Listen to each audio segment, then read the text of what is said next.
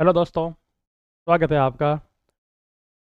आज हम अपने ट्वेल्थ क्लास का जो अपनी सेकंड टेक्स्ट बुक है स्वतंत्र भारत में राजनीति, उसके यूनिट नंबर 5 है जो कांग्रेस प्रणाली और उसकी उसके सामने जो आने वाले चैलेंजेस है और उसकी वापस पुनः स्थापना किस तरह से होती है उसके बारे में हम डिटेल से पढ़ेंगे। जो ये यूनिट है वो ट्वेल्थ क्लास की अब जो आने वाले बोर्ड है उनके लिए लाभदायक लाभदायक होगी। उसके साथ साथ में जो अन्य जो आरपीएससी है के एग्ज़ाम की तैयारी करने वाले जो स्टूडेंट हैं उनके लिए भी ये उसी तरह ही लाभदायक होगी, क्योंकि जो अभी आरपीएससी के जो पेपर पैटर्न है उसमें जो ऑथेंटिक बुकों हैं उनके ऊपर काफ़ी जोर दिया जा रहा है, तो वो उसी तरह ही उनके लिए भी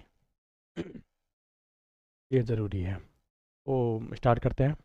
तो पहले इसको प्रारंभ करने से पहले हमें थोड़ा बहुत इसकी जो पहले की जो भूमिका है वो बना लेते हैं। इसमें क्या है कि आज हम पढ़ेंगे कि नेहरू जी के स्वर्गवास के बाद में कांग्रेस में क्या दिक्कतें आई, और इस तरह से नेहरू जी के बाद में लाल बहादुर शास्त्री का पीएम के तौर पर उन्होंने कार्य किया। उसके बाद में इंदिरा जी आए और इंदिरा जी के सामने कई सारी समस्याएं आई। उन्होंने उन समस्याओं का सामना कैसे किया, इस तरीके से वापस उन्होंने 1971 में एक तरीके से अपनी कांग्रेस को वापस उन्होंने जीवित किया। इन सब चीज़ों के बारे में हम पढ़ेंगे। तो सबसे पहले यह है कि आप सभी को पता होगा कि 1962 में भारत और चाइना के मध्य जो युद्ध हुआ, तो ये युद्ध है इसने भारत की विदेश नीति के साथ साथ जो घरेलू राजनीति है उसको भी समान रूप से प्रभावित किया है। इस युद्ध के बाद में 1964 में अपने पहले प्रधानमंत्री पंडित जवाहरलाल नेहरू है, उनका निधन हो गया था। अब निधन के बाद में हमारे सामने, पूरे देश के सामने सबसे बड़ी समस्या थी कि अब देश की बागडोर कौन संभालेगा, अब ये जिम्मेदारी किसको दी जाए। तो इसलिए हमारे देश में उस समय की जो कंडीशन है वो कुछ खास ठीक भी नहीं थी, क्योंकि अपना देश है उसको आज़ाद हुए अभी 15 साल हुए। देश अभी किसी भी तरीके से आत्मनिर्भर नहीं है। हम खाद्यान्न के मामले में भी आत्मनिर्भर नहीं थे। अभी हमने 1962 का है युद्ध लड़ा है, देश आर्थिक संकट से गुजर रहा है। अब अपने पड़ोसी देश है पाकिस्तान, पाकिस्तान में सैन्य शासन है। हमारे साथ ही आज़ाद हुआ है, लेकिन वहाँ पर सैन्य शासन या सैन्य शासक तानाशाही तरीके से शासन किया जा रहा है। तो जब नेहरू की मृत्यु होगी, मृत्यु के बाद में हमारे देश में क्या क्या एक तरीके से पूरे देश में माहौल बना हुआ था, अब आगे क्या। तो उस समय अपने कांग्रेस के जो अध्यक्ष थे कामराज, और जो अनुभवी जो कांग्रेस के नेता थे, उन्होंने तय किया कि अब है हम सभी राजनीतिक परिपक्वता का उदाहरण पेश करते हुए सर्वसहमति से लाल बहादुर शास्त्री को हम पीएम बनाएंगे। उन्होंने उनको ये भागडोर दे दी। अब शास्त्री जी के कार्यकाल में 1965 का भारत पाकिस्तान का युद्ध भी हुआ। उसके बाद में जो उज्बेकिस्तान में ताशकंद वाला समझौता हुआ, उस समझौते के बाद में उनका देहांत हो गया। तो वापस जो उत्तराधिकारी वाली समस्या थी हमारे सामने वापस पैदा हो गई। अब क्या किया जाए, अब किसको बागडोर देनी है, कौन संभालेगा। तो वापस उन अनुभवी नेताओं ने एक बार फिर, कांग्रेस का तो सिंडिकेट था, तो अनुभवी नेताओं का एक तरीके से अनौपचारिक जो गुट था, समूह था, उन्होंने वापस सलाह मशविरा की और इस बार उन्होंने तय किया कि अब देश की बागडोर है महिला प्रधानमंत्री संभालेगी। और वो कौन है? वो है इंदिरा गांधी। हालांकि जो इन्होंने तो ये डिसीजन लिया वो इसलिए लिया कि इंदिरा जी अभी अनुभवी है नहीं और वो उनके कहने पर ही काम करेगी। थोड़ा बहुत ये भी था, लेकिन उन्होंने इंदिरा जी को बागडोर संभला दी।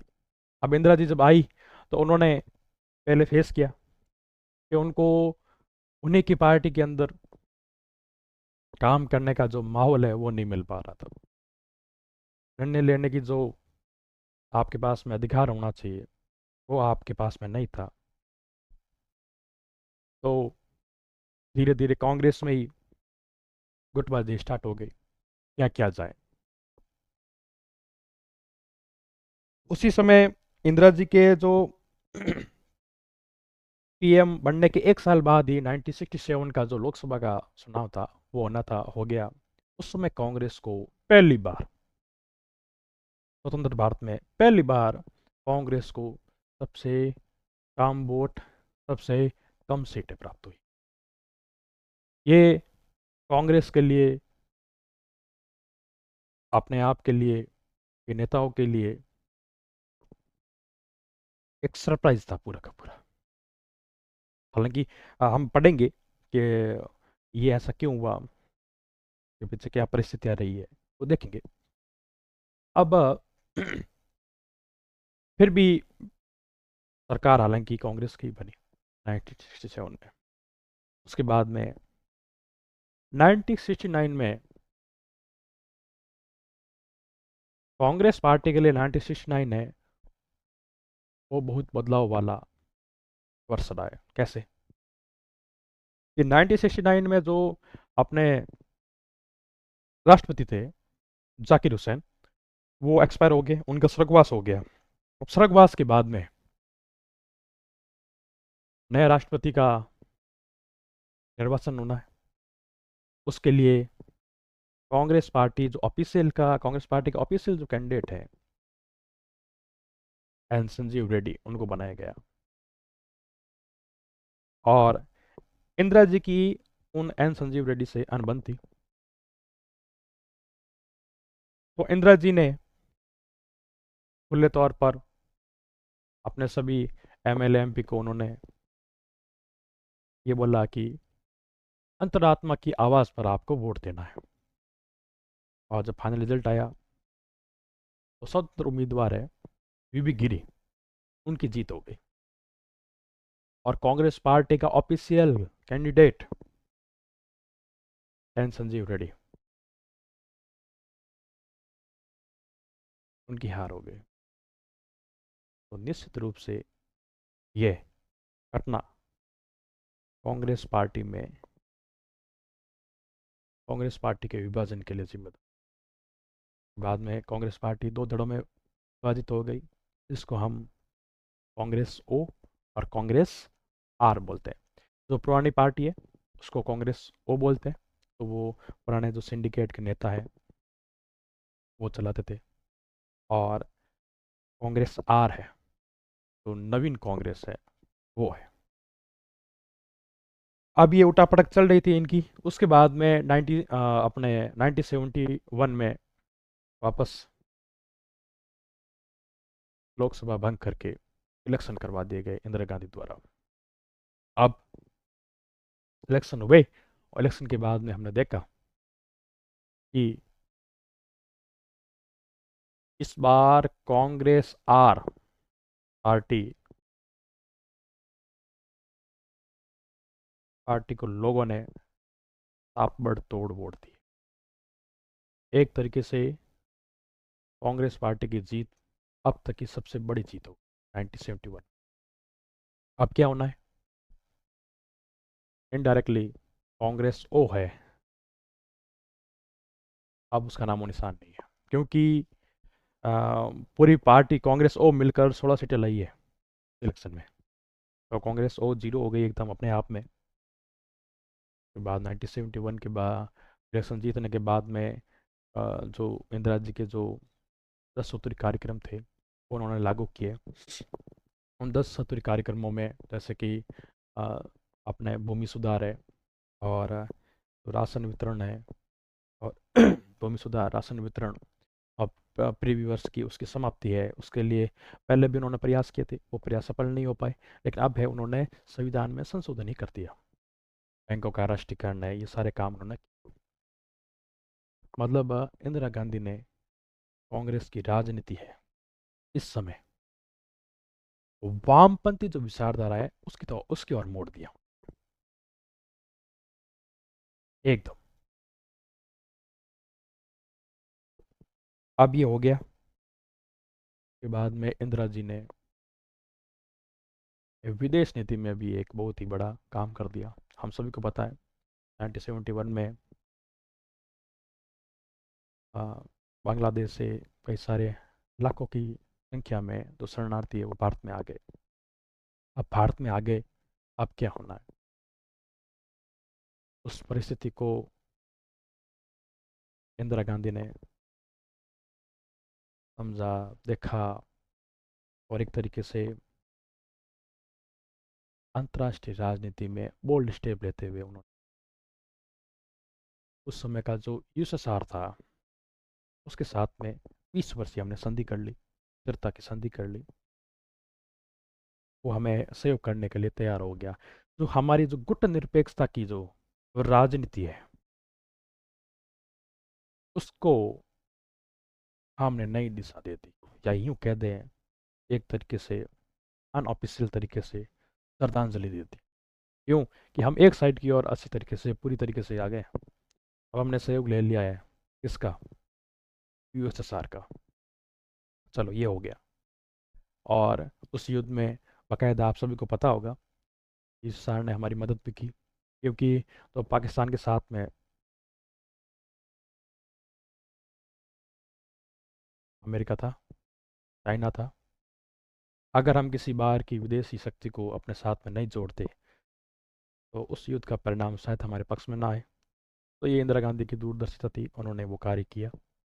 और 1971 के युद्ध के बाद में एक स्वतंत्र देश का निर्माण हुआ, जिसे हम आज बांग्लादेश के नाम से जानते हैं। हाँ, आपको पता होगा वर्तमान में बांग्लादेश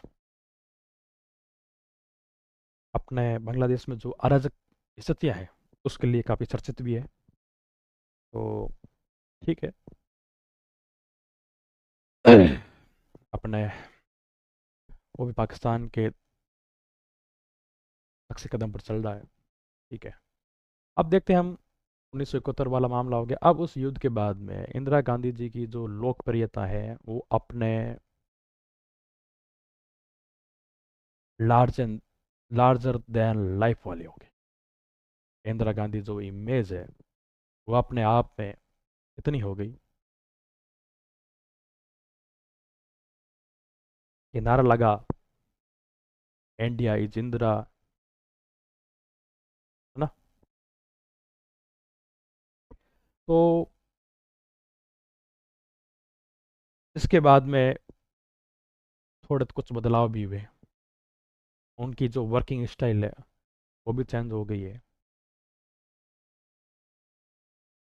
लेकिन फिर हम देखेंगे उसके बाद में धीरे धीरे धीरे धीरे तो देश में स्थिति बन गई, और एपी आंदोलन हो गया। के बाद में हमने देश ने ये भी देखा पहली बार कि देश में आपातकाल भी लग गया। तो हालांकि अब से आपातकाल के बाद की जो सारी घटनाएं हैं वो हम अगले पार्ट में, अगले यूनिट में जो हम पढ़ेंगे। इस पार्ट में जो मैंने अभी ये बताया है यहाँ तक की घटनाएं हम पढ़ेंगे। अब मैंने जो है एक बार आपको कहते हैं ना एक पूरा ब्रीफ कर दिया पार्ट पूरा। अब हम हर एक पॉइंट टू पॉइंट पढ़ेंगे, ताकि क्या है कि बोर्ड में जो या आजकल जो कंपटीशन एग्ज़ाम में भी ऑब्जेक्टिव टाइप के क्वेश्चन होते हैं, तो उसमें किसी भी चीज़ को उठा कर दे देते हैं। तो हर एक चीज़ को देखेंगे। ये जो हमने स्लाइडें तैयार की है, ये सारी की सारी पीपीटी, तो वो एनसीईआरटी बुक है, उसी के आधार पर सारा हमने ले रखा है ना। और जो अभी वर्तमान में जो जितने भी एग्ज़ाम चल रहे हैं, उन सभी एग्ज़ामों में कहीं ना कहीं हम देख रहे हैं कि जो बोर्ड की बुक्स है या ऑथेंटिक बुक्स है, उनमें से चीज़ें उठाई जा रही है। इसको ढंग से देखना है। ओके, स्टार्ट करते हैं। अब हमारा पहला है कि नेहरू की मृत्यु और आशंकाएं। तो हमने देखा कि 1964 में नेहरू का निधन हो गया। निधन होने के बाद में हमारे देश के सामने ये समस्या थी ना, कि अब ये हमारे देश में लोकतंत्र टिक पाएगा का, जो सैन्य शासन लग जाएगा, कि राजनीति में किस तरीके से क्या होगा, कौन संभालेगा, है ना। और ये आपको याद रखना है कि 1960 का ये दशक है, इसको खतरनाक दशक कहा गया। ठीक है। और इसके साथ साथ में मैंने आपको पहले ही बताया कि देश में जो हमारे थे वो जैसे कि अपने नॉर्थ ईस्ट की साइड में वो काफ़ी सारा तनाव भी था, है ना। तो वहाँ पर कई सारे कोई स्टेट हुड के लिए संघर्ष हो रहा था कहीं, तो कोई अपने अपने भारत से वो पूरे के पूरे अलग होने के लिए भी संघर्ष कर रहे थे, है ना। नागालैंड है, बोडोलैंड है, वहाँ उस साइड में नॉर्थ ईस्ट में ये सारे मामले हो रहे थे, है ना। और आरती करना ये तो क्लियर है ही है।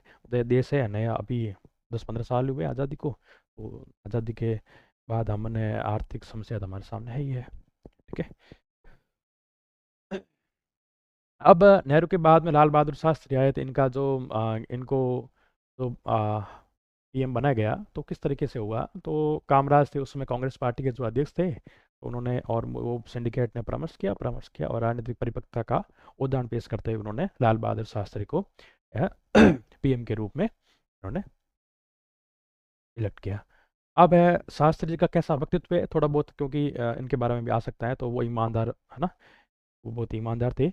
और जब इससे पहले वो के कार्यकाल में वो रेल मंत्री थे, तो उनके समय कोई रेल दुर्घटना हो गई, तो इन्होंने इस्तीफा भी दे दिया। यानी कुल मिलाकर वो अपने विभाग की, अपने डिपार्टमेंट की, जो अपने मंत्रालय की जो उनकी कमी है, उसके आधार पर उन्होंने इस दुर्घटना के आधार पर ही इस्तीफा दे दिया। मतलब ये नैतिकता का एक तरीके से पीक स्तर है, अपने आप में उच्चतम। वर्तमान में हो सकता है क्या ये, कि किसी नेता ने, आपने देखा है क्या, किसी कोई नेता कह रहा है कि भाई आ, मेरे मंत्रालय में या मेरे विभाग में काम ढंग से नहीं हो पा रहा है, इसलिए मैं इस्तीफा देता हूँ। हम्म? ये तो दुर्घटना होने की वजह से इन्होंने इस्तीफा दे दिया। तो वास्तव में इनकी उस समय के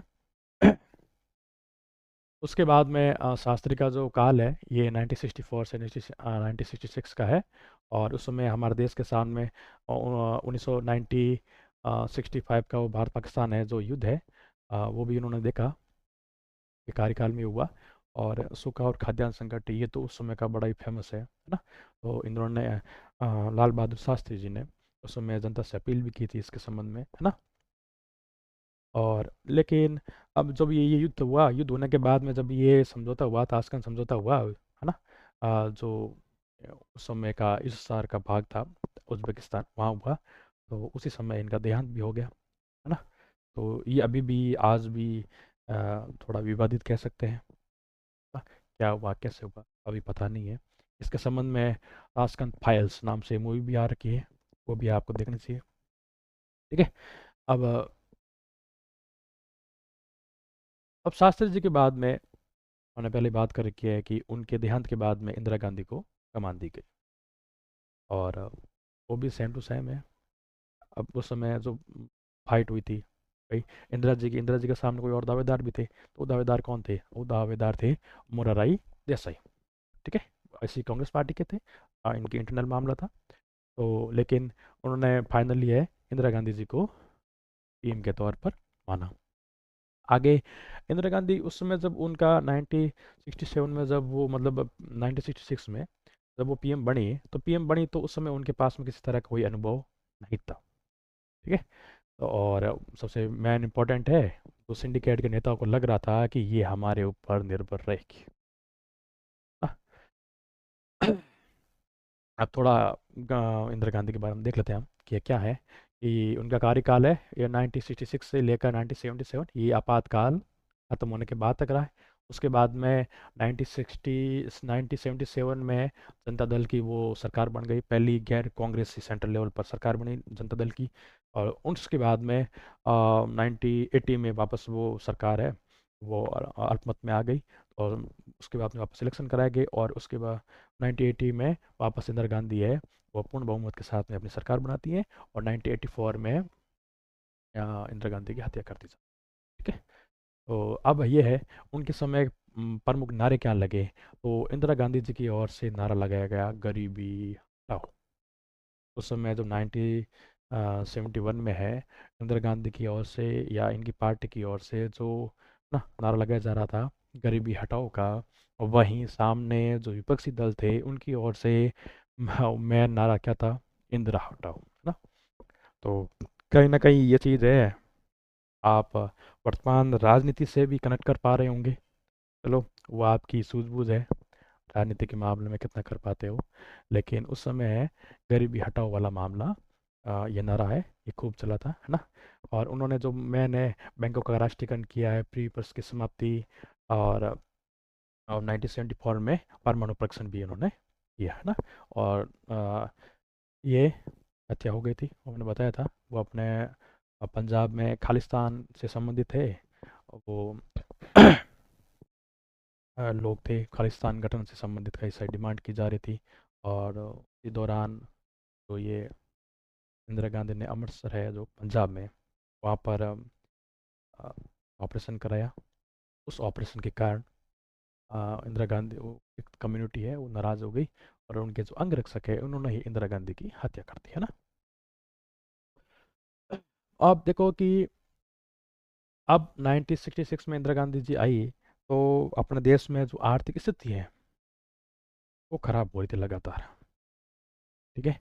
और आर्थिक स्थिति उनकी बहुत ही ज़्यादा देश में खराब हो रही थी, और राजनीतिक कठिनाइयाँ बढ़ रही थी।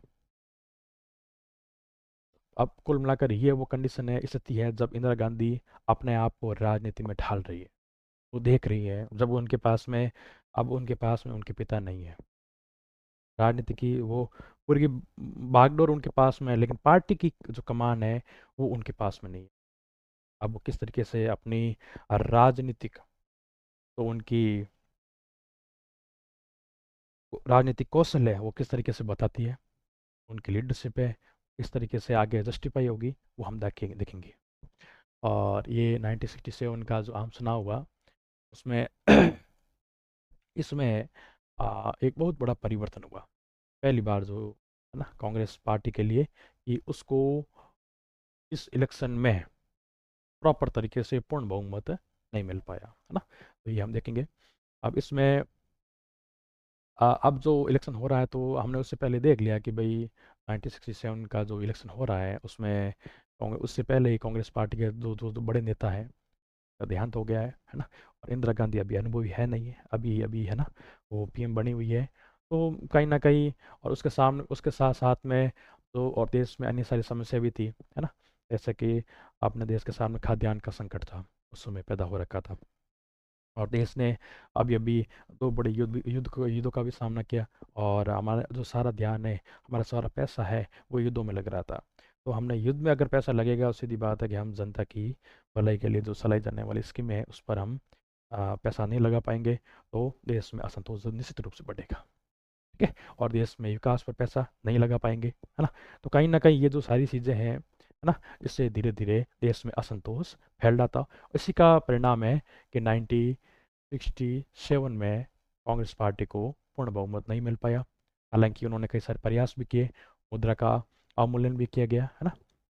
तो जो पहले $1 5 रुपये के बराबर है, तो उसके बाद में इंदिरा जी ने इस समय $7 के बराबर कर दिया। इससे ये होता है कि जो मुद्रा का अवमूल्यन होता है, तो कहीं ना कहीं जो निर्यात है वो बढ़ जाता है, लेकिन कहीं ना कहीं जनता के लिए महंगाई भी बढ़ जाती है ना। अब है देश में वही वापस असंतोष है, और क्या हो रहा था। अब जब लगातार अपन देख रहे हैं कि 1947 के बाद से अब 1967 लगातार आ, आ, कांग्रेस पार्टी थी, क्योंकि पहले अंतरिम सरकार थी, वो कांग्रेस में नेहरू जी थे। उसके बाद में 1952 का पहला लोकसभा का इलेक्शन हुआ, उसके बाद से भी लगातार है वो कांग्रेस पार्टी ही थी। अब लोगों की जो आज़ादी के बाद, जब जैसे ही देश आज़ाद हुआ, आज़ादी के बाद में जो लोगों के मन में, मतलब कि हम अब आज़ाद हो गए, अब हम गुलाम नहीं है, अब उनके जो उम्मीदें थी वो पीक पर थी। अब देख रहे हैं लोग, 5 साल वेट कर लिया, 10 साल वेट कर लिया, 15 साल वेट कर लिया, अब 20 साल होने को है। अब लोगों को लग रहा है कि बदलाव नहीं हो रहा है। अब लोगों के मन में कहीं ना कहीं असंतोष पैदा हो रहा है। उसी असंतोष है, पहली बार है, हमें 1967 के इलेक्शन में देखने को मिला। और ये, हालांकि ये बात है कि कीमतों में ये वृद्धि हो रही है, बेरोजगारी बढ़ रही है, महंगाई बढ़ रही है, ये सारी चीज़ें तो अब किसी भी सरकार में होती है। अगर कोई भी सरकार हो तो उसमें जनता ज़रूर अपना असंतोष है वो वोटिंग के माध्यम से जाहिर करती है। तो उन्होंने 1967 में भी इन्होंने किया। और सरकार ने हालांकि इसको कहा कि ये का आपने, नहीं कोई और समस्या है नहीं, ये तो क्या है, ये तो कानून की समस्या है, तो ऐसा है नहीं। और इस जो मौके को है, तो विपक्षी पार्टियों ने वो भी एकजुट हो गई। अब वो कह रही है, वो प्रयास कर रही है कि इस मौके को भुनाना है। अब साथ में आ गए, है ना। मतलब आप देखोगे इसमें आपको एग्जाम्पल एग्जाम्पल बताएंगे कि बिहार में ऐसी ऐसी पार्टियां एकजुट हो गई, बिहार में, पंजाब में, जिनकी विचारधारा बिल्कुल अलग है, लेकिन वो सरकार बनाने के लिए एकजुट हो गई, है ना। तो अब उस समय ये भी हुआ, पहले तो आपको ध्यान होना चाहिए, तो पहले तो सीपीआई था। सीपीआई के बाद में 62 का जो युद्ध हुआ, उसके बाद एक नया दल का गठन हुआ जिसका नाम था सीपीआईएम, और पहली बार है। और इसके बाद अब ये 1966 से 67 के आसपास में है, भारतीय कम्युनिस्ट पार्टी, मार्क्सवादी लेनिनवादी, ये पार्टी का भी गठन हो रहा है, ठीक है। अब सांप्रदायिक तनाव वाला मामला भी थोड़ा था। अब है अपना जो मेन अपना टॉपिक है, गैर कांग्रेसवाद है। आपके जो थ्योरेटिकल में पोर्शन में गैर कांग्रेसवाद क्या है, कैसे है, इसके बारे में आपको बताना होगा। उस समय क्या है, देश में जो लगातार है आर्थिक संकट बढ़ रहा था, असंतोष बढ़ रहा था, इसका प्रभाव है राजनीति पर पड़ रहा था, और विपक्षी दलों ने एकजुट हो गए और वो लगातार सरकार पर दबाव बनाए जा रहे थे। अब है कि अब विपक्षी दलों ने क्या किया, उन्होंने, उनको लगा कि कांग्रेस पार्टी के पास जो वोट है, वो अगर सारा का सारा मिला भी ले तो वो 50% से ज़्यादा नहीं हो पा रहा है। तो उनको लगा, तो अरे भाई, उनको कांग्रेस पार्टी के पास 50% है, तो अगर सब हमारा सभी का वोट है, वो अगर मिल जाए तो वो भी लगभग 50% के आसपास, यानी कि हम काउंटर टक्कर देने लायक हो सकते हैं। उनके मन में आया कि भाई हमारा वोट बंट रहा है, डिवाइड हो रहा है। तो उन्होंने अपनी सारी विचारधारा को श्रद्धांजलि देते हुए वो साथ में आ गए। मतलब आप देख रहे हो कि कम्युनिस्ट पार्टी और जनसंघ साथ में आ रही है। तो तो एक उत्तरी है तो एक दक्षिणी है, फिर भी साथ में आ रहे हैं ना। तो ये कहीं ना कहीं इन्होंने बढ़िया सुनामी तालमेल किया, सीटों का जो बंटवारा वो बेहतर तरीके से किया। और इन्होंने, अब है कि ये जो विपक्षी पार्टी को लगा कि भाई हमारे पास एक मौका है ना, कि किस तरीके से कि कांग्रेस की उस समय गुटबाजी भी हो रही थी, और देश में भी असंतोष था। तो हर एक विपक्षी पार्टी है उनको लगा कि मौका है, इस मौके को भुनाने के लिए उन्होंने साथ में एकजुट हुए। अब एक, अब बात आ रही है कि गैर कांग्रेसवाद की अवधारणा किसने दी। आपको नोट करना है कि गैर कांग्रेसवाद की अवधारणा है, इसको राम मनोहर लोहिया ने, समाजवादी नेता है, आपको इनके बारे में ध्यान रखना है। इन्होंने गैर कांग्रेसवाद की अवधारणा दी, है ना। ये बहुत बड़े समाजवादी हैं। और उन्होंने ये गैर कांग्रेसवाद, यानी कि कांग्रेस को हटाओ एक तरीके से, कांग्रेस के बिना सरकार बनाओ आप, है ना। तो उनका तर्क क्या था कि भाई कांग्रेस, अब उनका जो राज है अब वो क्या हो गया, अलोकतांत्रिक हो गया है, वो गरीबों के लिए काम नहीं कर रहे हैं ना, इस तरह का उनका ये कहना था। इसलिए सभी दलों को, दूसरे दलों को एकजुट होना चाहिए। तो ये आप थोड़ा इंपॉर्टेंट है, कह रही हूँ कांग्रेसवाद की अवधारणा क्या है, किसने दी है, इससे संबंधित आप ढंग से ये नोट्स तैयार कर लें। अब कुछ अपने उस समय के जो राजनीतिक पर्सनैलिटी आ, उनको हम देखते हैं, राजनीतिक पर्सन है, उनके बारे में हम देखेंगे। ये अपना एक तो नटराजन है ना, तमिलनाडु के हैं। और इन्होंने, इसमें आपको याद करना है कि ये पहले जस्टिस पार्टी से संबंधित थे, और इन्होंने 1949 में द्रविड़ मुनेत्र कजगम डीएमके पार्टी का गठन किया। कि वर्तमान में आपको ये ध्यान रखना चाहिए कि वर्तमान में भी तमिलनाडु में इसी पार्टी की सरकार है, डीएमके। और आपको थोड़ा बता देते हैं, ये जो पार्टियां हैं डीएमके, एआईडीएमके, ये जो अ, तमिलनाडु की मेन तौर पर मुख्य तौर पर पार्टियां हैं, ये हिंदी विरोध पर आधारित है। यानी कि इनके वहाँ पर हिंदी का पूरा विरोध किया जाता है और इनकी राजनीति हिंदी विरोध पर आधारित है ना। ये द्रविड़ संस्कृति है उसको प्रोत्साहित करते हैं, उनके समर्थक है ना। और पहली बार ये आप ध्यान रखना है कि इन्हीं नेता के लीडरशिप में वो कांग्रेस पार्टी को इन्होंने पटकनी दी और पहली बार तमिलनाडु में डीएमके की सरकार बनी। ठीक है? अब एक और अपना व्यक्तित्व है, पर्सन है, जिनका नाम है राम मनोहर लोहिया। तो ये भी यही है, अभी पहले बताया ही है कि समाजवादी नेता है। ठीक है? और इनकी जो पार्टी, कौन सी पार्टी से ये संबंधित है, ये सोशलिस्ट पार्टी है, सोशलिस्ट पार्टी है, इनसे संबंधित है। ठीक है? और इनकी जो अपने पत्रिका है मैनकाइंड और जन है, ये भी थोड़ा आप इसको नोट कर लेंगे। अब इनका जो आइडियोलॉजी के मामले में इनका क्या योगदान है, इन्होंने क्या है कि गैर यूरोपीय समाजवाद के विकास में मौलिक योगदान और समाजवादी विचारधारा का नवीन संयोजन है ना। कुल मिलाकर आपको सबसे इम्पोर्टेंट आपके लिए है कि समाजवादी विचारधारा पहली बार ना।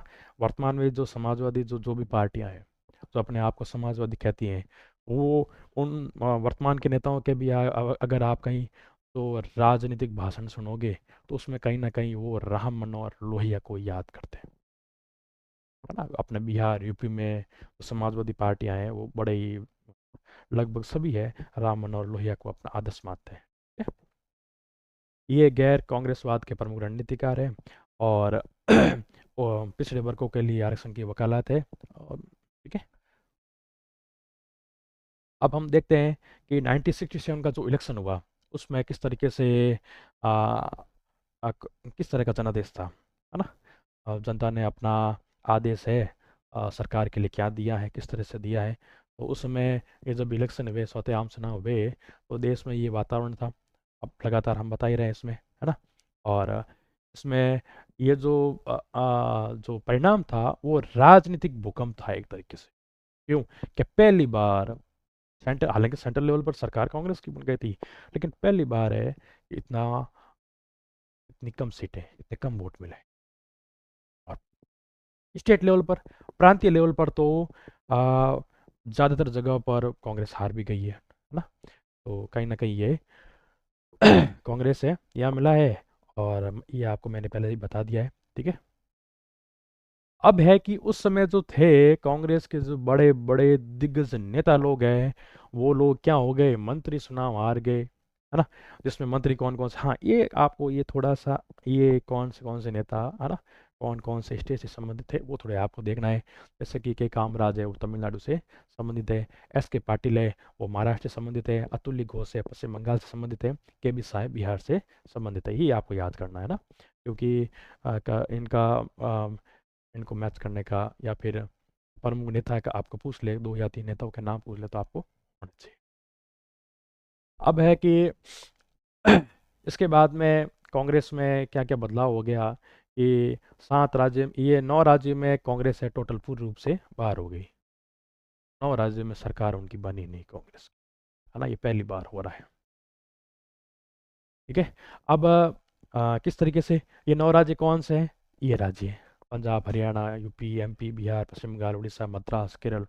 कुल मिलाकर इस मामले में कहा जाता है कि अगर दिल्ली से कोई मतलब रेलगाड़ी, ट्रेन हावड़ा की ओर यानी पश्चिम बंगाल की ओर जाती है, उसमें एक भी राज्य में कांग्रेस की सरकार नहीं, है ना। तो ये भी एक बड़ी प्रसिद्ध कहावत है। आ, इसी इसी समय मैंने अभी पढ़ा था थोड़ी देर पहले कि डीएम के पार्टी है उसकी सरकार बनी है कहाँ पर, तमिलनाडु में। एक बात आपको थोड़ा ध्यान है, तमिलनाडु को उसमें मद्रास कहा जाता था, है ना।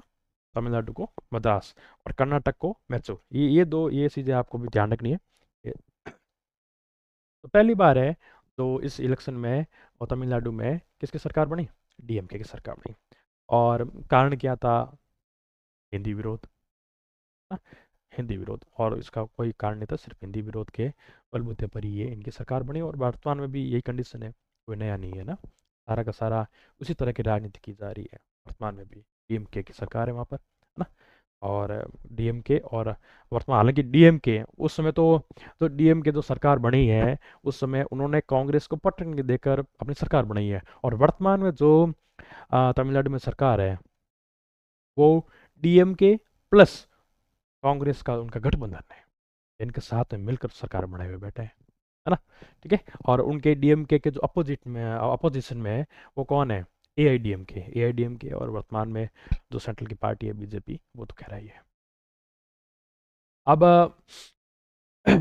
ये मैंने कहावत बता दी आपको कि दिल्ली से हावड़ा तक जाने वाली ट्रेन अपने पूरे रास्ते में किसी भी कांग्रेस शासित राज्य से नहीं गुजरती, यानी कि आप ट्रेन में जाओ किसी भी जगह पर आपको कांग्रेस की सरकार नहीं मिलेगी, ये कंडीशन थी ना। तो लोगों के मन में आया अब कांग्रेस का दबदबा खत्म हो गया, अब कांग्रेस रही नहीं, है ना। ऐसा कुछ नहीं है। तो हम देखेंगे कि उस समय गठबंधन राजनीति स्टार्ट हो गई थी, है ना। कई सारे दलों ने साथ में मिलकर सरकारें भी बनाई इनको, ठीक है। और हालांकि पहले ही बता दिया कि इनकी जो विचारधारा है वो पूरी की पूरी अलग थी, फिर भी इन्होंने सरकार बनाई। फॉर एग्जाम्पल में मैंने कहा था कि बिहार में है, बिहार में जो सरकार बनी है, तो देखो ये सीपीआई कहाँ है और कहाँ भारतीय संघ है, जनसंघ है ना। इनका कोई है नहीं, बिल्कुल इनका कोई समायोजन नहीं है, साथ में किसी तरह का होने की संभावना नहीं है, तालमेल कैसे हो गया। लेकिन सिर्फ तालमेल का एक ही आधार था कि तो देखो शिव समाजवादी पार्टी है, प्रजा सोशलिस्ट पार्टी है, कम्युनिस्ट पार्टी है, दक्षिणपंथी पार्टियां हैं, भारतीय जनसंघ है, इन सब ने मिलकर बिहार में साथ में आकर सरकार बनाई। इसी तरीके से आपको मैंने पहले एग्जांपल बिहार के साथ में पंजाब का भी बताया, तो पंजाब में भी सरकार के इसके ये पॉपुलर यूनाइटेड फ्रंट की सरकार बनी, तो इसमें ये दल थे, देखो कैसे भी सीपीआई आ गई, सीपीआईएम आ गया, है ना। और साथ साथ में भारतीय जनसंघ आ गया, अकाली दल आ गया, ये सारे के सारे इन्होंने मतलब इन्होंने इनकी जो अपनी जो विचारधारा है उन विचारधारा को एक बार के लिए उन्होंने त्याग दिया कि हम आते हैं और सरकार बनाते हैं, देखते हैं किस तरीके से हम आगे कर पाएंगे। अब हम थोड़ा एक महत्वपूर्ण मुद्दा है जो वर्तमान में भी है, उस समय 1967 के आसपास में की एक घटना है, वो भी बताएंगे आपको कि दल बदल है वो बड़े तौर पर देखा पहली बार क्यों। अब आपको कि सर पहली बार 1967 में ही दल बदल के बारे में क्यों बात बताई जा रही है? अरे जब पहले सरकार सेंट्रल लेवल पर कांग्रेस की बन रही थी, स्टेट में भी कांग्रेस की सरकारें थी, अब सरकारें कांग्रेस की थी, कब होगा? जब उनके पास में बहुमत होगा। अब बहुमत है तो दूसरी पार्टी वालों को वो अपने साथ में क्यों लेंगे? क्या फायदा उनको? और कांग्रेस वाले दूसरे में क्यों जाएंगे? अब जाए तो फर्क क्या पड़ता है ना। तो अब ये दल बदल पहली बार हुआ है कि अब दूसरी पार्टी को मौका मिला है, अब दूसरी पार्टी सरकार बना रही है। अब सरकार बनाने के लिए उनको कहीं जोड़ तोड़ करने की जरूरत पड़ रही है, तो कुछ अवसरवादी नेता लोग होते हैं, तो लगता है बढ़िया मौका है, उठा लेते हैं। तो अपनी जिस पार्टी से वो इलेक्शन लड़ते हैं, जहाँ से वो जीत कर आए हैं, जिस पार्टी के सिंबल पर वो जीत कर आए हैं, उसको त्याग करके वो दूसरी पार्टी ज्वाइन कर लगता है कि मौका है, राजनीतिक अवसरवादिता की वजह इस तरीके से यह दल बदल होता है ना। तो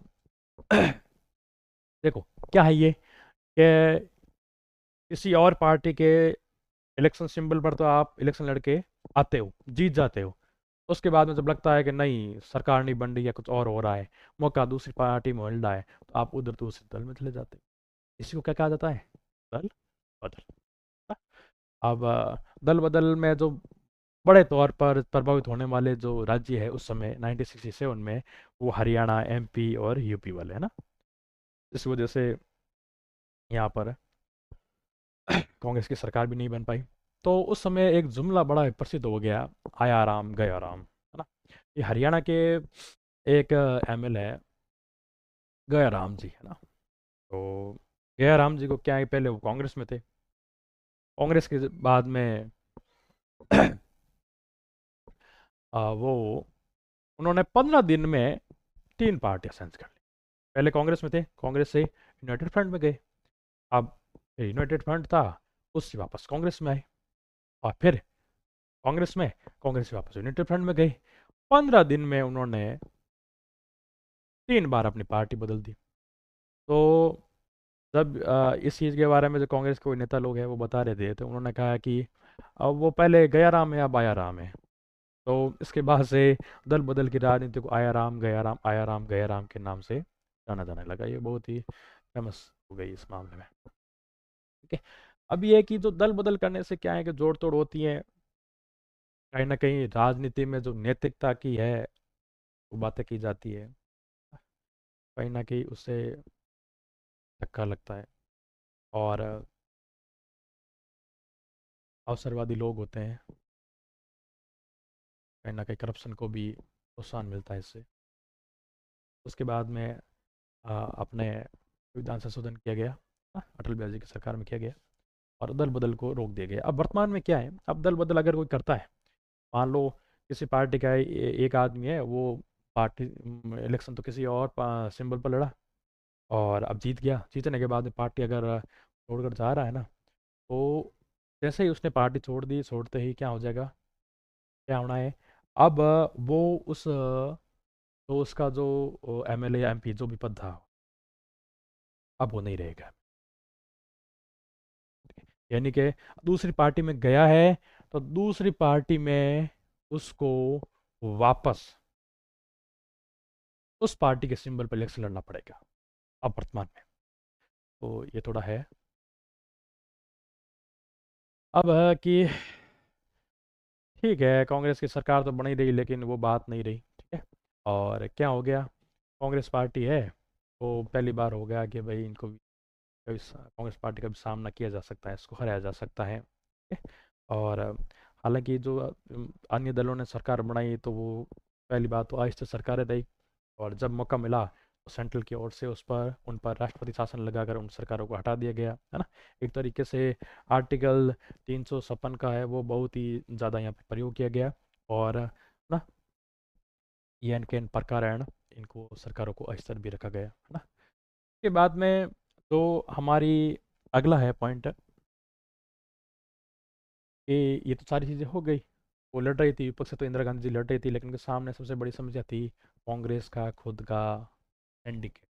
सिंडिकेट क्या है, तो सिंडिकेट है कांग्रेस के भीतर ही ताकत और प्रभावशाली नेताओं का अनौपचारिक समूह, गुट, ठीक है। और इसके नेता कौन थे, तमिलनाडु से कामराज जी थे, पाटिल जी महाराष्ट्र से, निजलिंगपा कर्नाटक से, संजीव रेड्डी जी आंध्र प्रदेश से, अतुल्य घोष पश्चिम बंगाल से। ये मेन नेता थे, आपको नेताओं के नाम याद होने चाहिए, ठीक है। इन्होंने ही लाल बहादुर शास्त्री को आप पहले ही बता दें, इन्होंने ही पीएम बनाया, उसके बाद में इंदिरा गांधी को भी इन्होंने ही पद तक पहुंचाया, और सबसे मेन भूमिका और सारे के सारे निर्णय निर्माण जो भी है इन्हीं के दिशा निर्देश में ही किए जा रहे थे पहले, है ना।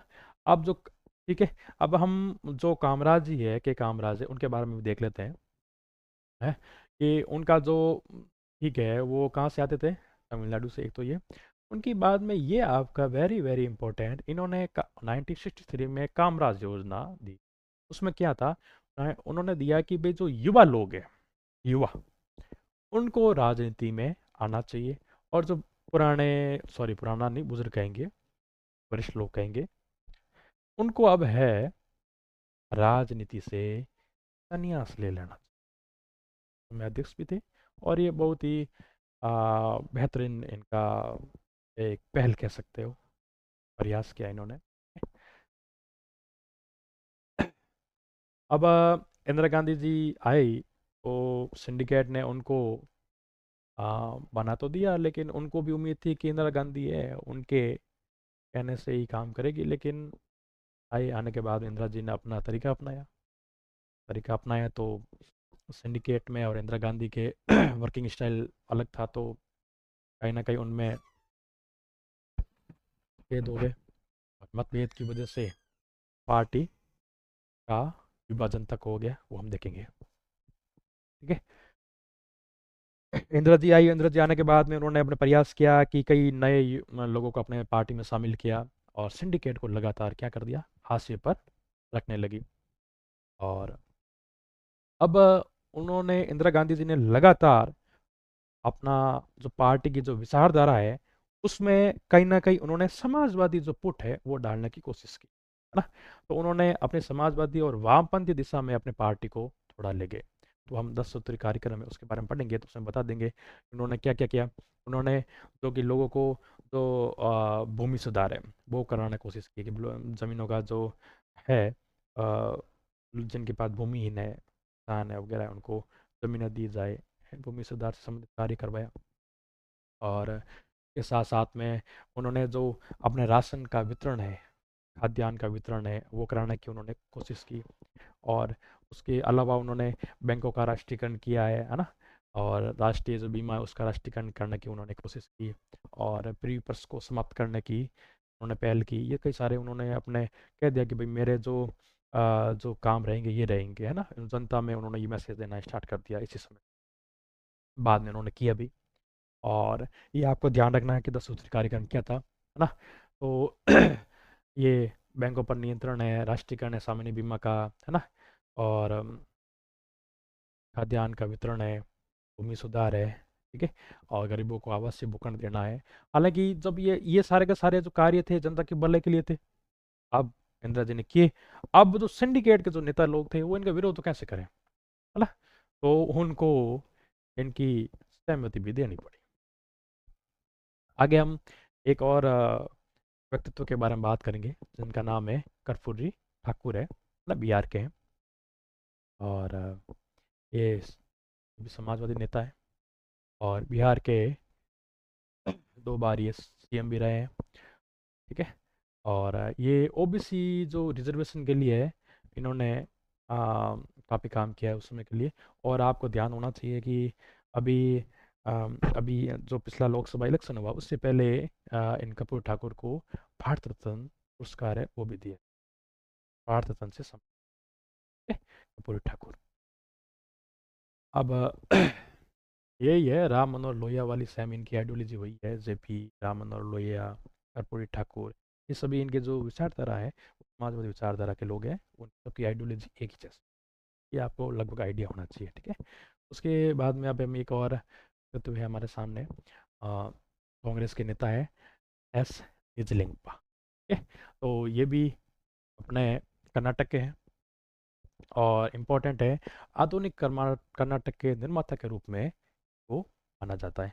आपको पहले बता दिया होगा कि मद्रास है, मद्रास को वर्तमान में किसके नाम से जाना जाता है, तमिलनाडु के नाम से।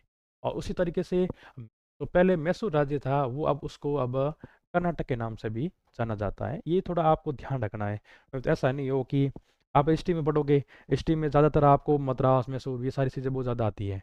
तो आपको ये समझना होगा कि मद्रास कहाँ पर है और मैसूर कहाँ है ना।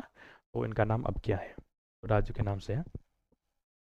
तो अब ये कांग्रेस पार्टी के इस समय अध्यक्ष भी रहे हैं, ठीक है? अब ये इशू सबसे मेन है, कांग्रेस की राजनीति का टर्निंग पॉइंट, ट्विस्ट यहाँ पर आता है सबसे मेन, है ना। 1969 में राष्ट्रपति का जो चुनाव हुआ, इलेक्शन हो रहा था, तो उसमें ये जो इनकी जो इंदिरा गांधी और सिंडिकेट था इनके मध्य, तो लगातार मतभेद मनभेद जो भी थे वो थे, अब वो सड़क पर आ गए। ठीक है? क्योंकि राष्ट्रपति जाकिर हुसैन का निधन हो गया था, तो राष्ट्रपति का पद क्या हो गया, वैकेंट हो गया, खाली हो गया। तो अब कांग्रेस पार्टी ने अपनी ओर से ऑफिशियल उम्मीदवार है एन संजीव रेड्डी को डिक्लेयर किया। लेकिन इंदिरा गांधी इस निर्णय से असहमत थी और उन्होंने ये वीवी गिरी जी को प्रोत्साहित किया कि आप भी इलेक्शन लड़ो एक स्वतंत्र उम्मीदवार के रूप में। और इस तरह इलेक्शन हुआ और इलेक्शन होने के बाद में कांग्रेस अध्यक्ष लिंगपा, उन्होंने विप जारी किया कि भाई वोट किसको देना है, एन संजीव रेड्डी को। अब आपको थोड़ा बता देता है विप क्या होता है। किसी भी पार्टी के लिए जो विप होता है वो पार्टी के द्वारा अपने पार्टी के जो एमएलए एमपी जो होते हैं के लिए जारी किया जाता है, और सभी एमएलए एमपी को है उस विप की पालना करनी होती है। यानी कि पार्टी जिसको बोले कि फलानी जगह पर फलाना दिन आपको उपस्थित होना है और अपने उम्मीदवार के समर्थन में आपको वोट देना है, तो व्हिप का सख्ती से पालन किया जाता है। लेकिन यहाँ पर कांग्रेस पार्टी का व्हिप होने के बावजूद इंदिरा गांधी ने घोषणा कर दी कि एमएलए एमपी है वो राष्ट्रपति के चुनाव में अपनी अंतरात्मा का अंतरात्मा की आवाज़ है उसके आधार पर वोट करें। यानी कि इनडायरेक्टली इंदिरा गांधी जी ने कह दिया कि आप वोट किसको देवे, वीवी गिरी, जो कि कांग्रेस के उम्मीदवार नहीं थे। यानी कि कांग्रेस की ही पीएम कह रही है कि अपने कैंडिडेट को वोट मत दो भाई। इसका क्या मतलब हुआ, बगावत। ठीक है। और इसके बाद में कांग्रेस है इसमें अंतरात्मा की आवाज़ पर वोट देवे, और ये व्हीप के खिलाफ है पूरी की पूरी खुली इंदिरा जी की। ठीक है। और परिणाम क्या हुए, जिनको वोट देने के लिए इंदिरा जी ने बोला विजयी विजयी हो गए, वीवी गिरी, अब वे राष्ट्रपति बन गए। जबकि ये कौन थे, और उम्मीदवार हार कौन गए, कांग्रेस के उम्मीदवार। मतलब कांग्रेस पार्टी और इंदिरा गांधी, या कांग्रेस पार्टी के सिंडिकेट के सदस्य और इंदिरा गांधी के मध्य जो मतभेद थे वो खुले में आ गए। और अब ये सिंडिकेट के लिए बहुत ही बड़ी पराजय थी। इस पराजय के बाद में क्या होना था, अब कांग्रेस का इसमें होना था विभाजन। कांग्रेस अब टूटेगी, और उन कांग्रेस अध्यक्ष ने निजलिंगपा ने इंदिरा गांधी को ही पार्टी से बाहर निकाल दिया। और इंदिरा गांधी का दावा था कि असली कांग्रेस कौन है, वही तो असली कांग्रेस है। ठीक है। उसके बाद में कांग्रेस पार्टी दो धड़ों में बंट गई। तो एक सिंडिकेट वाला था जिसको हम बोलेंगे कांग्रेस ओ। कांग्रेस ओ का मतलब है ऑर्गेनाइजेशन, इसको पुरानी कांग्रेस बोलेंगे। और नई कांग्रेस है जो कि इंदिरा गांधी की समर्थित थी, इंदिरा गांधी की है, वो मानी जाती है कांग्रेस आर, कांग्रेस रिक्वजनिस्ट। ठीक है। तो कांग्रेस आर, अब कांग्रेस दो धड़ों में बढ़ गई। ठीक है। अब हम थोड़े के जो प्रीवी पर्स है उसकी समाप्ति, अब प्रीवी पर्स होता क्या है उसके बारे में थोड़ा देख लेते हैं। देखो कि जब आपको पता होगा देश आज़ाद हुआ, आज़ाद हुआ तो हमारे आ, देश में कई सारी रियासतें थी। अब उनका हमारे देश के साथ में एकीकरण करना था, देश में मिलाना था। तो मिलाना था तो कैसे मिलाओगे, तो उस रियासत के जो राजा लोग थे उसके सामने हमने संधियाँ की। पहले अंग्रेज़ों ने कर रखी थी, अब अंग्रेज़ों ने फिर करना था, तो हमने भारत में विलय के लिए उन राजाओं के साथ में पेपर साइन करवाए। तो हमारी ओर से कुछ उनको जो रियायतें हैं वो दी गई थी कि भाई अगर आप भारत के पक्ष में विलय करते हो तो हम आपका ख्याल रखेंगे। तो ख्याल कैसे रखेंगे, यानी कि अगर विलय के बाद में आपको विशेष भत्ते पेंशन वगैरह दी जाएगी ना, और आपके जो जो मेल वगैरह है ना, प्रॉपर्टियाँ हैं, वो आपकी सुरक्षित रहेगी। ये हमने उनको प्रॉमिस कर रखा था कि भाई आप भारत के साथ में आ जाओ और इस समझौते पर साइन कर लो, आपको हम पेंशन देंगे, है ना, और आपके जो प्रॉपर्टी है वो आपके पास में रहेगी, कोई अब वो किसके साथ में किसको कितने पेंशन मिलेगी, भत्ते मिलेंगे, है ना, वो किस आधार पर थे, वो थे उनके उनकी रियासत कितनी बड़ी थी, उस रियासत का कितना रेवेन्यू था, पैसे कितने थे, उसके आधार पर उनको रिव्यू पर दिया गया। इस व्यवस्था ना, इस सारी व्यवस्था को क्या कहते हैं? प्रिवी पर्स नाम दिया गया। ठीक है। अब ये जो था, उस समय हमने कहा कि हमारे साथ में आ जाओ आप, और आपको हम ये सुविधा देंगे। तो ठीक था। ये 1947 की बात है। आगे साथ में आगे भारत में विलय हो गया।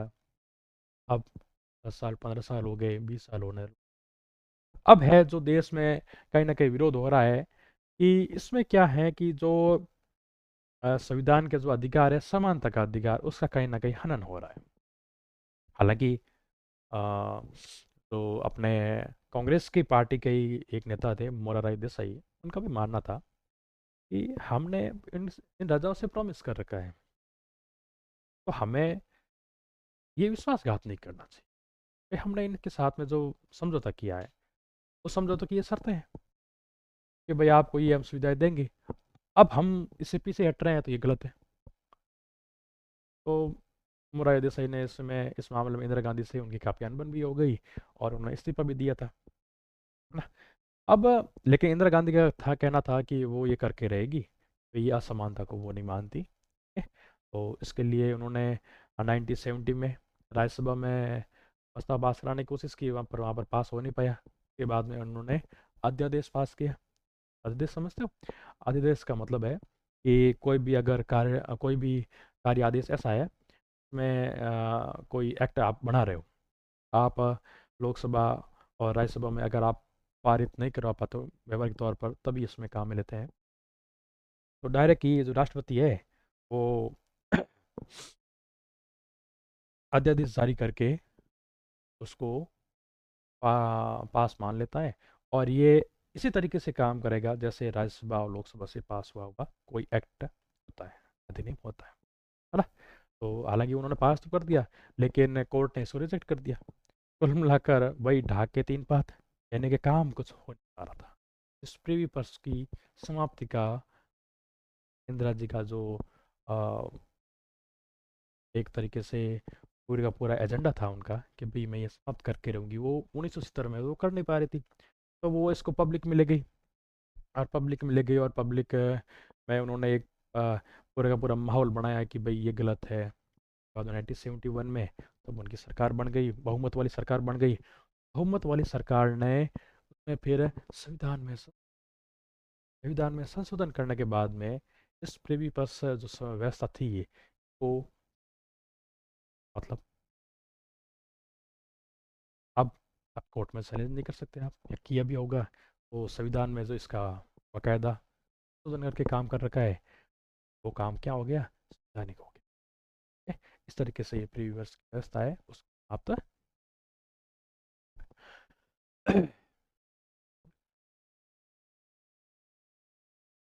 अब पहले क्यों हमने ये इसको माना? क्योंकि हमको उनको जो रियासतों को देश में विलय करना था, देश को एक रखना था।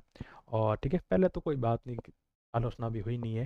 लेकिन बाद में क्या है कि भाई ये वंशानुगत है, फिर राजा राजा के बाद राजा के बेटे को मिलेगा, इस तरीके से था। तो लोगों ने कहा कि भी गलत है, अब तो वाला मामला है नहीं, देश में संविधान लागू है। तो और ये कि असमानता वाला सिद्धांत है अपना, ये लागू नहीं हो रहा है, ये तो गलत है।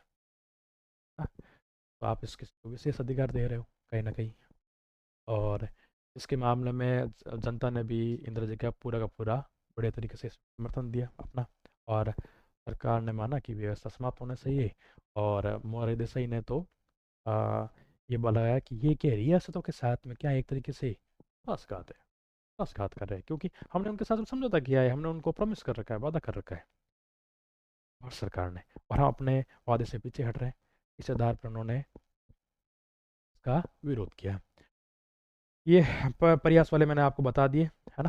के बाद में अध्यादेश वाला बता दिया, लेकिन सुप्रीम कोर्ट ने इसको भी निरस्त कर दिया। अब 1971 का इलेक्शन हो गया। इलेक्शन में ये राज्य की सरकार बन गई व्यापक तौर पर, समर्थन मिल गया उनको। और इसको के बाद में 1971 में इन्होंने संविधान संशोधन पास किया, और ये सारी की सारी जो बाधाएं हैं वो हट गई। और उसके बाद में ये प्री व्यवस्था है क्या हो गई, समाप्त हो गई।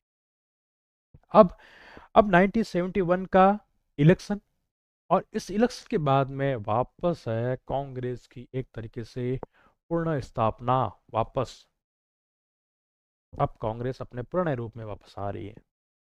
कैसे? पहले तो अब 1969 में जब कांग्रेस का विभाजन हो गया, तो विभाजन के बाद में कांग्रेस जो इंदिरा गांधी कांग्रेस आर थी, वो अल्पमत में आ गई। उस समय सीपीआई ने, ये जो पार्टी थी कम्युनिस्ट पार्टी ऑफ इंडिया, इसने कांग्रेस को समर्थन दिया, है ना। और एक तरीके से 90 दिसंबर के 1970 दिसंबर तक हमने मतलब इंदिरा गांधी जी ने वो सरकार इनके सहयोग से रन की। और सरकार ने अपने जो कई सारी पॉलिसी में बदलाव भी किए इंदिरा जी ने उस समय। कौन कौन से बदलाव होंगे, है ना। तो भूमि सुधार उन्होंने करवाए, और गरीबों और वंचितों के लिए उन्होंने काम करने का प्रॉमिस भी किया और काम करने की कोशिश की, है ना। अब लोकसभा भंग और चुनाव की घोषणा, मैंने बता दिया कि दिसंबर 1970 में ये लोकसभा भंग कर दी है और इलेक्शन हो गए, पांचवें आम चुनाव। और इसमें मैन उद्देश्य क्या था, क्यों भंग कर दी गई? अब कांग्रेस को लग रहा था कि अब वो लगातार सीपीआई की है, उसके सहयोग से सरकार रन कर रही है। अब है वो ऐसा काम करे कि वापस इलेक्शन में जाए और जनता से वापस जनमत की मांग की जाए। इसके कारण लोकसभा भंग कर दी और कांग्रेस है वापस इलेक्शन में गई। और इलेक्शन में कांग्रेस आर्क है वो का समर्थन समर्थन है बड़ी तरीके से उनको मिला। और कांग्रेस ओ है, अब उसके पास में, अब वो पूरी की पूरी जीरो हो जाएगी। अब इनके सामने कई सारे दलों ने मिलकर अलायंस बनाया। उस अलायंस को हम क्या कहते हैं? Grand alliance. ठीक है, ग्रैंड यानी बड़ा, अलायंस यानी गठबंधन। यानी कि अन्य सारे जो विपक्षी दल है वो साथ में आ गए, साथ में आ गए। और साथ में आकर उन्होंने ये इंदिरा गांधी के विपक्ष में इन्होंने इलेक्शन है वो फाइट किया। कौन कौन से दल थे? संयुक्त सोशलिस्ट पार्टी है, प्रजा सोशलिस्ट पार्टी है, भारतीय जनसंघ है, स्वतंत्र पार्टी है, ठीक है, ये। और कांग्रेस ने हालांकि सीपीआई के साथ में गठबंधन किया। और इसमें क्या था, इसमें ये आप देखोगे कि जो कांग्रेस पार्टी थी, कांग्रेस पार्टी का कांग्रेस पार्टी का जो था मामला, उनका था कि भाई उनके पास में पूरा का पूरा स्पष्ट एजेंडा था, किस तरीके से वो 10 सूत्रीय उनके पास कार्यक्रम था। वो सरकार बनाने के बाद में ये काम करेंगे, गरीबी हटाएंगे, जो भी उनका एजेंडा था वो उनके पास में था। लेकिन सामने वाली पार्टी, सॉरी, तो सामने वाला जो विपक्ष था, उनके पास में क्या एजेंडा था? कुछ नहीं था। एक क्या एजेंडा था? क्या एजेंडा था? इंदिरा हटाओ। क्या एजेंडा था? इंदिरा हटाओ। ठीक है। तो इंदिरा गांधी कह रही है, सामने वाले कह रहे हैं कि इंदिरा हटाओ, जबकि मैं क्या कह रही हूँ? मैं कह रही हूँ हटाओ आप किसको? गरीबी को हटाओ। उसके बाद में मुद्दे भी ये थे कि सार्वजनिक क्षेत्र का विस्तार है, ठीक है। और ये जो पहले हमने बात कर रखी थी वो सारी चीज़ें वही की वही। अब इस गरीबी हटाओ में कौन कौन अब गरीबी हटा रहे हैं, यानी कि लोगों का जीवन स्तर सुधर रहा है, लोगों का जीवन स्तर सुधारने की बात की जा रही है। तो भले ही कोई भी किसी भी जाति पक्ष का हो, तो सब आपसे सहमत होगा। लेकिन फिर भी इन्होंने जो भूमिहीन किसान है, दलित है, आदिवासी है, अल्पसंख्यक है, महिलाएं हैं, बेरोजगार युवक को, लगभग सभी समुदायों को अपने साथ में लेने की इन्होंने कोशिश की, ठीक है। और इस वजह से कांग्रेस आर को व्यापक व्यापक जन समर्थन मिला। अब इसके परिणाम क्या है? तो इलेक्शन का परिणाम तो बहुत ही नाटकीय कह दो, सरप्राइजिंग थे। क्या था कि कांग्रेस को, इन दोनों कांग्रेस और सीपीआई, इन्होंने मिलकर ये इलेक्शन लड़ा और इनको 375 सीटें, 48.4% है वोट इनको मिले। और ये अब तक का सबसे बेस्ट इनका परफॉर्मेंस था, ठीक है। कुल मिलाकर कांग्रेस आर का जो परफॉर्मेंस है वो बहुत ही बेहतर था। और कुल मिलाकर इंदिरा गांधी पर जनता का भरोसा कायम था, ये इससे साबित हो गया। अब कांग्रेस ओ की करारी हार, क्योंकि उनको टोटल 16 ही सीटें मिली, ठीक है। कुल मिलाकर कांग्रेस ओ है अब जनता में बिल्कुल भी पॉपुलर नहीं रही। अब एक ही नाम है, क्या नाम है?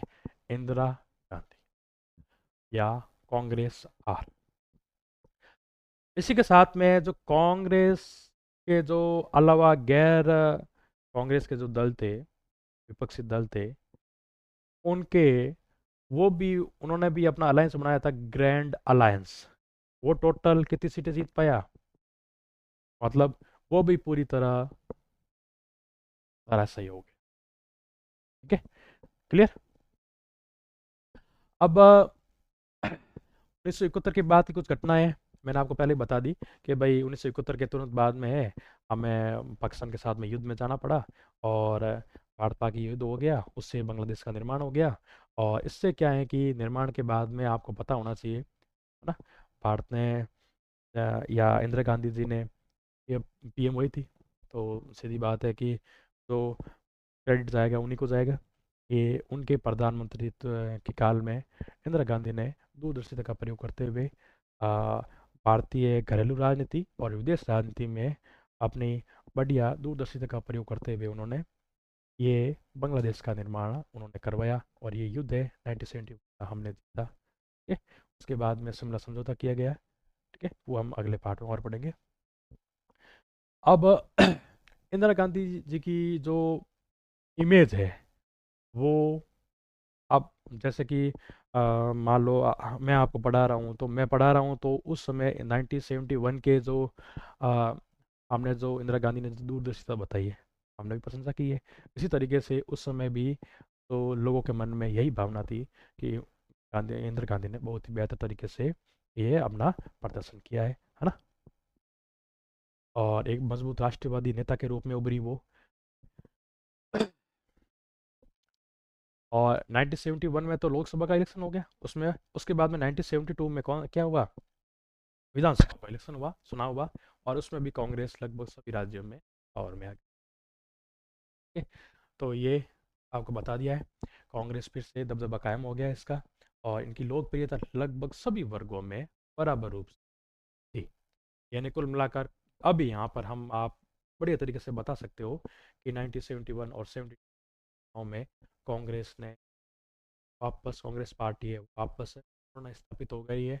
और अब पुनः स्थापित में वो पुरानी कांग्रेस नहीं थी, अब कौन थी, नई कांग्रेस, कांग्रेस आर। ठीक है, ठीक है। अब इसमें क्या था कि नई कांग्रेस की विशेषता क्या थी, इसमें जो नेतृत्व है, लीडरशिप है, पूरी की पूरी इंदिरा जी की थी। यानी कि नेतृत्व है केंद्रित पार्टी, सेंट्रल लेवल पर इनका बढ़िया तरीके से इंदिरा गांधी के द्वारा पूरा का पूरा इनका की जा रही थी। पूरी की पूरी निर्भरता किस पर थी, इंदिरा गांधी पर।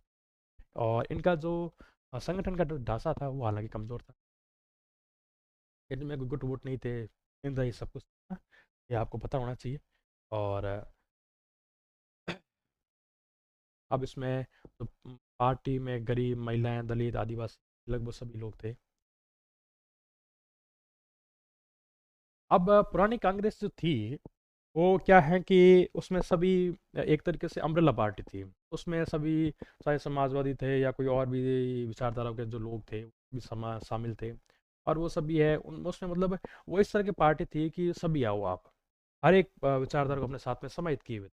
यानी कि उनकी जो संघर्षों को अपने अंदर डाइजेस्ट करने की जो कैपेसिटी थी वो पहले वाली कांग्रेस में ज़्यादा थी, अब वर्तमान कांग्रेस में वो कैपेसिटी, मतलब इसी वजह से हम देखेंगे 1971 72 में इंदिरा गांधी जी को बम्पर वोटिंग मिले हैं, बम्पर सीटें मिली है, बहुमत मिला है। उसके बावजूद 1975 में इंदिरा गांधी जी देश में आपातकाल, इसी वजह से।